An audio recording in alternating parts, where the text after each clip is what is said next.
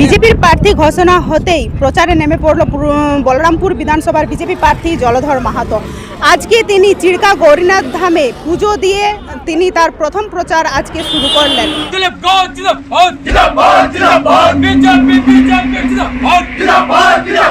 চিড়কা শিব মন্দিরে পুজো দিয়ে প্রচার শুরু বলরামপুরের বিজেপি প্রার্থী জলধর মাহাতোর। নাম ঘোষণা হতেই আর সময় নষ্ট নয়। প্রার্থী হিসেবে নাম ঘোষণার পরদিনই কোমর বেঁধে নির্বাচনী ময়দানে নেমে পড়লেন বলরামপুর বিধানসভা কেন্দ্রের বিজেপি প্রার্থী জলধর মাহাতো। মঙ্গলবার সকালে চিড়কা শিব মন্দিরে পুজো দিয়ে আনুষ্ঠানিকভাবে নিজের নির্বাচনী প্রচার শুরু করেন তিনি। এদিন সকালে জলধর মাহাতো মন্দিরে পৌঁছালে স্থানীয় বিজেপি কর্মী সমর্থকদের মধ্যে ব্যাপক উচ্ছ্বাস ও উদ্দীপনা লক্ষ্য করা যায়। জয়ধ্বনি ও মালা দিয়ে তাকে বরণ করে নেন অনুগামীরা। মন্দিরে পুজো সেরে তিনি উপস্থিত কর্মীদের সঙ্গে কুশল বিনিময় করেন এবং জয়ের ব্যাপারে 100% আশা প্রকাশ করেন।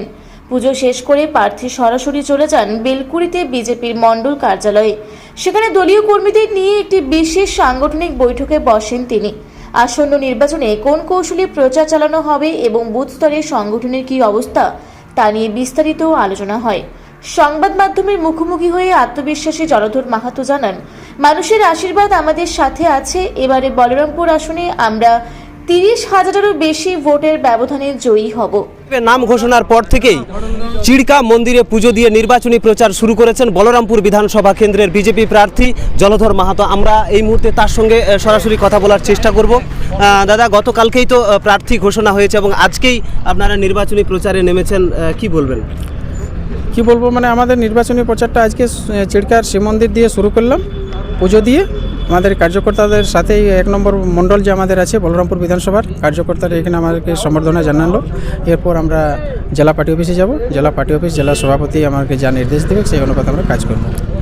বলরামপুর বিধানসভা গতবারও বিজেপির দখলে ছিল, এবার রেজাল্ট কী রকম হবে বলে মনে হয়? রেজাল্ট 30,000 প্লাস হবে। যেখানে রাজ্য সরকার বলছে যে এত উন্নয়ন, এত ভাতা, এত বিভিন্ন ধরনের প্রকল্প, সেখানে মানুষ কেন আপনাদের বিজেপিকে ভোট দেবে? টিএমসি নেতাদের উন্নয়ন, জনগণের উন্নয়ন হয়নি। নেতাদের উন্নয়ন, তার জন্য জনগণ আমাদেরকে ভোট দেবে, এটা আপনি মাথায় রাখবেন। বলুন। সামনেই তো ভোট, আর কয়েকদিন পরেই ভোট হবে। তার মধ্যে আপনারা মানুষের কাছে যাচ্ছেন, আজ থেকেই শুরু করেছেন নির্বাচনী প্রচার। মানুষের কাছে কি বার্তা নিয়ে যাচ্ছেন? ভোট নির্বাচন ঘোষণার আগেই আমরা অনেক মানুষের কাছে আছি, সবসময়ই আছি। কোনো মানুষ বলতে পারবে না যে আজকে ঘোষণা হয়েছে তারপরে বিজেপি আসছে। বিজেপি সবসময় মানুষের কাছে আছে, কার্যকর্তারা আমাদের। কি মনে হচ্ছে এবার রাজ্যে পরিবর্তন আসবে? অবশ্যই 200% রাজ্যে আমাদের সরকার হবে। আমরা দেখলেন, আমরা কথা বললাম বলরামপুরের বিজেপি প্রার্থীর সঙ্গে। বিজেপি শিবিরের এই তৎপরতা দেখে রাজনৈতিক মহলের ধারণা, এবারের লড়াইয়ে 1 ইঞ্চি জমি ছাড়তেও নারাজ পদ্ম শিবির। পুরুলিয়া থেকে শেফালি মাহাতো ও দেবরাজ মাহাতোর সঙ্গে ক্যামেরায় বিপ্লব মাহাতোর রিপোর্ট, রূপসী বাংলা মিডিয়া।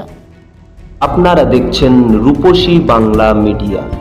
এখন একটা ছোট্ট বিরতি, ফিরে আসছি বিরতির পর। পুরুলিয়ায় পাত্রপাত্রী যোগাযোগের একমাত্র বিশ্বস্ত প্রতিষ্ঠান বিবাহ পরিচয়।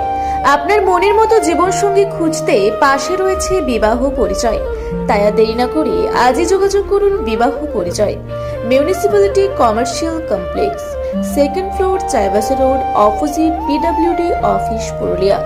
মোবাইল নম্বর 9232440272। ফিরে এলাম বিরতির পর। আপনারা দেখছেন রূপসী বাংলা মিডিয়া।